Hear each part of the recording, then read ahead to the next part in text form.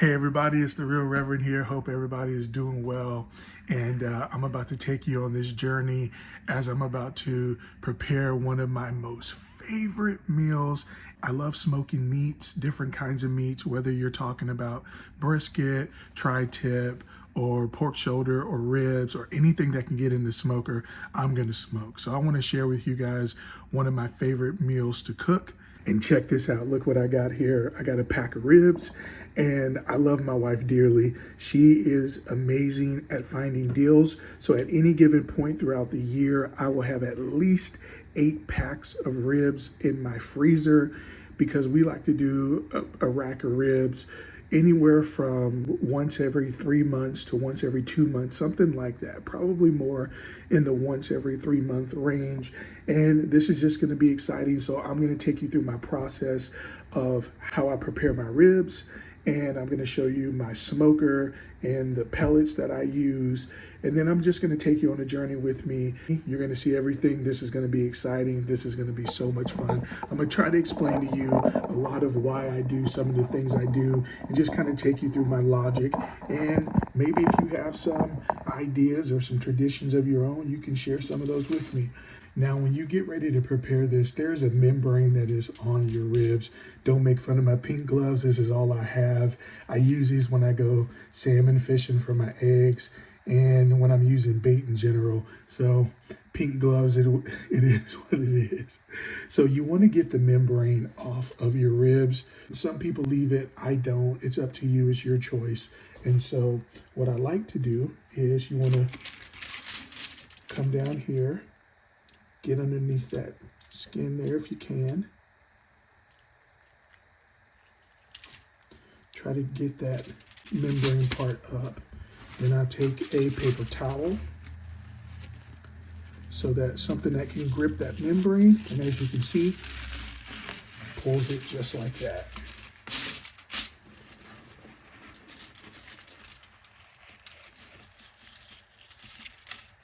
Now here comes the fun part, which is seasoning this. So I've learned a lot over the years. Everyone has their different kind of rubs that they like to use. I'm not too particular about my rubs except for one particular seasoning that I'm going to show you. So these are going to be my 2 seasoning choices that I'm going to use. First, I'm going to start with the Southwest Chipotle, but before I do that, watch this. This is avocado oil. Some people choose to use a binder, some people don't. I like it. I think it helps a little bit. Avocado oil has a higher smoking point. So I will brush the back of the ribs, get them nice and coated with the oil. And again, this is just something I do. Everybody does theirs different. So I don't know if there's really any right or wrong way to do it. Just don't mess up your ribs. Give it this nice coating here. I try to save the sweet, good stuff for the meaty side on the other side of the rib. This part, the back part, is going to take the beating from the heat while it's inside the smoker. So I'm not as concerned about this aspect of it. So there you go. That's nice and coated. Then we're going to flip this over, go through that process again. Get your oil on there. Get that coated. You guys share with me in the comments some of your favorite seasonings to use, and do you use a binder on your ribs at all, or do you just put your seasoning on as it is? Everybody kind of has their, unique point that they use for their seasonings. Do a light coating of this on the top. And here comes the good stuff. Some of my favorite Lane's. Lane's has some of my most favorite seasonings, one of the brands that I use consistently. They do a wonderful job of combining things together, and I just think it's phenomenal. So here's the sweet stuff. Most of the time, I will let this sit, for an hour or so, let the seasonings penetrate, but I'm kind of in a little bit of a crunch, so I'm not going to get to do that part. All right, so here's my pride and joy. This is my Masterbuilt electric smoker, and there's my Big Chief sitting right next to it. If you know, you know. This is the king of smoking when it comes to fish. I'm a big salmon steelhead fisherman, so when it comes to smoking salmon and steelhead, the Big Chief is my go-to. I have to relocate this in a different position. Some of that smoke is gonna creep into the house. My wife doesn't like it, so I gotta get this repositioned in a different spot, and then I'll show you guys the next step. All right, so now that we got it repositioned, sitting on the side of the house, at some point I got to get a permanent spot where I can store this and get maybe a covering over it. I've had this for, I don't know, about 3 or 4 years now. It is one of my absolute favorites to use. It has been very good to me. As you can see, I've gotten a lot of use out of it. She definitely needs to be clean, but right now we're in the middle of the winter, so I am not worried about that for the moment. I'll deal with that when the springtime comes. That's just seasoning back there. I'm not worried about it. All right, so right now I'm gonna get my water pan filled with some water. My water pan is sitting inside of there. That's gonna keep moisture inside of the box and keep my meat moist and from drying out. So the beauty of having this is that I don't have to constantly come out and spritz my meat every 30 minutes or whatever. I can just have my water pan in there. This has worked great for me. If you do it the other way and you spritz, hey man, that's totally fine. But I just like to have my water pan sitting in there. All right, so next thing I'm gonna do is check this out.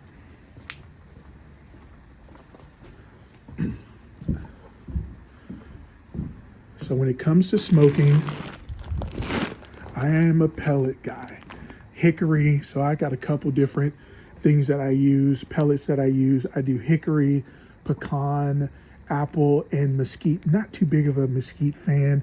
It has a tendency to leave a more bitter taste to or flavor to the meat that I'm not a big fan of, but I'm a big fan of the hickory, the apple, and the pecan. So there's my pecan, there's my apple. So I'm gonna do a mix of all three, and I enjoy it. I like that. That blend has worked out well for me. All right, so I'm gonna get these blended up, get my chips in, get my meat on, and we're gonna get this underway. All right, there it is. My meat sitting in there. There's my water bowl down there. And here is my pellet tray. That is my mix of hickory and apple. So there you go. Hit the on button. Then you're gonna hit your temperature button. We're gonna do 220. All right. Hit that, seal that. Now you go to time. 4, 5, 8 hours. There. Bam, there's the red lights on. It's ready to go. I will come back in a little bit after the process has gone a little bit and just show you how much smoke really comes out of this thing. All right, so my ribs are on the smoker and that process is underway. And so while that is going, I just want to kind of talk about the direction of my channel and just kind of share with you guys my thoughts and what to expect in the future with this particular channel. I have to really credit my wife for coming up with the name, The Real Reverend, and it is a play on R-E-A-L, and so it's R-E-E-L. And the reason that is because I am a fisherman at heart. So I'm originally from Mobile, Alabama, and my mom moved me to Oregon, me and my sister to Oregon when I was about 10 years old. So at the early adolescence stage, I did a lot of fishing in the Gulf of Mexico, which is now the Gulf of America. And I did a lot of fishing for blue cats, channel cats, croaker, sheephead, redfish, red snapper. So we did all of that in the Gulf of Mexico, and we did all of that in the Gulf. And I remember my uncle would come and get me out of school, and he would take me and we would go down to Dolphin Island and we would go fishing. And that was some of my fondest memories, some of my funnest memories when I was young that I remember to this day. And the cool part about it is this, is that I caught some of those fish that were huge. I would come back, we would have a cooler full of fish, and I would sell some of my fish. I would sell them $5, $10 a fish. And so early on, my uncle taught me how to grind and how to fish and how to sell. and how to be a businessman at a young age. So that was really exciting. So when I moved to Oregon, I had to learn a whole new style of fishing. And I learned how to trout fish, and I learned how to fish for largemouth bass. Man, I've caught some huge bass in some ponds that most people will never get the chance to fish because it's on private property. So sad to say, BC, before Christ, I fished in a lot of that was not permitted for me to fish. But man, the memories and catching some of those huge fish. I've caught bass where I could put my fist in their mouth. Big, huge bass, 8-9 pound bass I'm talking about. So, but when I got in church, there was a guy by the name of Joey that taught me how to steelhead fish. And I fished a local river in Oregon. That's where I live, in the Pacific Northwest in Oregon. Fished a local river, and he got me hooked into fishing inland. And then I did that for a number of years. And then we switched to fishing some coastal rivers. And then I really cut my teeth even further fishing on the coast. And there were 2 rivers that I primarily only fish on the coast. And those have been some of my most enjoyable times. So I love fishing. Fishing is in my DNA. Fishing kept me out of trouble when I was in high school. It kept me away from things that I shouldn't have been involved in. And it's one of the things that I keep around because it's my it's my safety, my go-to, my peace. When I need peace and I really need to disconnect and disengage, I go to the river, whether I'm catching something or whether I don't catch something. It's just a fun thing that I enjoy to do. I love going jetty fishing.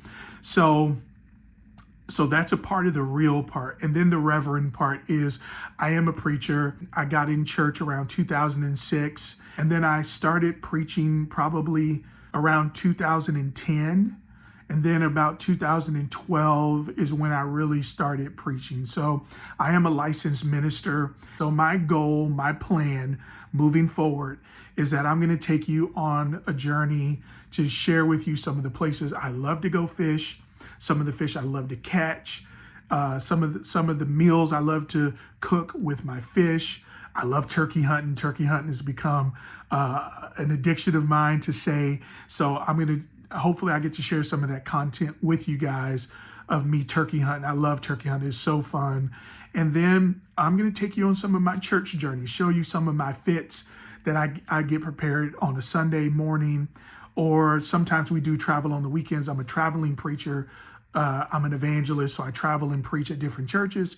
So I'm going to take you on that journey, tell you where I'm going, the church that I'm going to be at, share some of the content of some of these churches. Some churches are small, some churches are medium, some churches are bigger. So I'm going to take you on that journey, kind of share with you some of the process of that.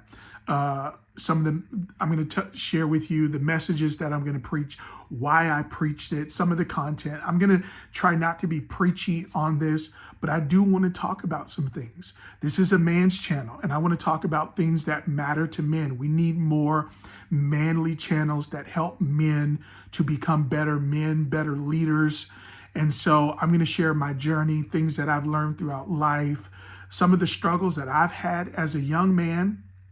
And now that I'm married, just talk a little bit about that as well. So that's going to be the direction of the channel moving forward. So you're going to get a mixture of fishing, hopefully turkey hunting. I'm going to talk about topics that relate to men. I'm going to talk about some God things. And so I'm going to mix all of those together. The Real Reverend is a conglomerate of all of that. A fisherman, an enthusiast at turkey hunting, passionate and lover of the things of God and helping people and just being a better person all around. So I hope that's content that you enjoy. If you do, you're going to love this channel. I'm going to try to do my best to put out consistent content. I do have a full-time job, so I don't know how often I'm going to be able to post, but I do promise that the content that I do make is going to be memorable, something that's going to stand out, and I'm going to try to get that to you consistently. So I'm looking forward to that. Just kind of wanted to take this video of me preparing ribs, a favorite meal that I love to smoke, And you're going to see a lot more of that too. I love to smoke meats, love to cook. That's one of my favorite things I love to do. And so I'm going to share all of that with you. And I'm looking forward to it. And so this is not the end of the video, but this is just an intermission, just kind of sharing with you guys what the channel is going to look like. And I'm going to share with you some more of this process of preparing ribs. So here we go. Look at all that smoke that's in there. This is why I am a huge fan of pellets over chips. And then here's my makeshift stack to keep the smoke going in a different direction than towards my house. All right, as you can see, the smoke has died down from inside the box. Look at those ribs.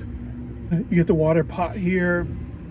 You get all those drippings into that water container there, and it just adds more flavor to what you're doing. And then that's going to go for another hour. Then we're going to come back out and then wrap it up again. All right, so my ribs are pulling out and I'm getting ready to wrap them. I'm going to add a little bit more oil to them and a little bit more seasoning to them. They're darker. They're kind of on the edge of what I like. A little bit more sauce to them. Again, I like the avocado oil, just has a little bit higher smoke point. Then I'm going to add a little bit more of the Lane's seasoning to it. This is the apple pie. Adds a little bit of sweetness to that pork.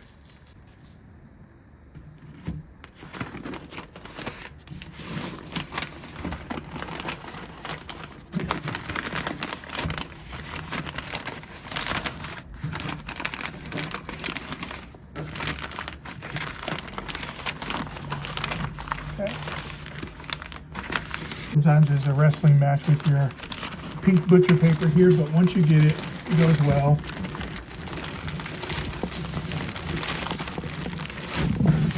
And then there is my process. All right, here comes the last leg of the process.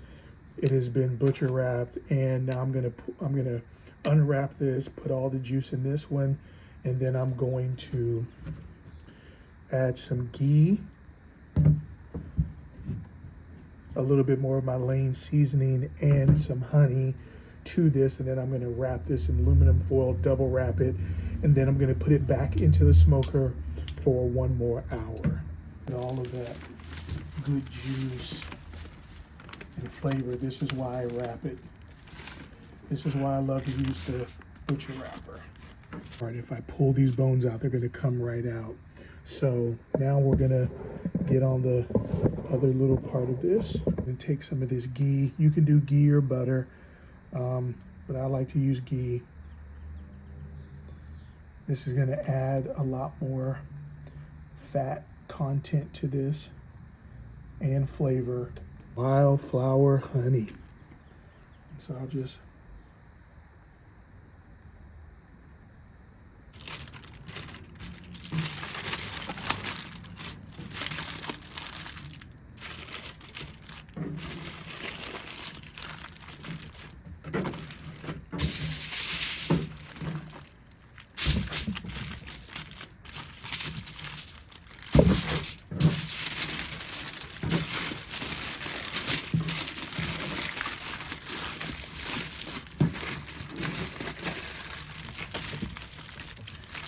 right, there it is, double wrap. Now it's going to go back into the smoker. All right, here we go, everybody. The master reveal. My ribs do not need any sauce. Look at those. Just phenomenal. There we go. Wow, just falling apart. There we go.